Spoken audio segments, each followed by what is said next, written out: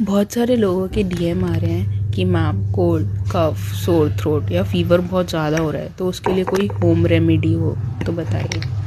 अगर मैं आपको कहूँ कि इसे ट्राई करने से आपकी चारों प्रॉब्लम सॉल्व हो सकते हैं तो क्या आप ट्राई कर। ये आपको हेडेक और बॉडी पेन में भी काफ़ी रिलीफ देता है।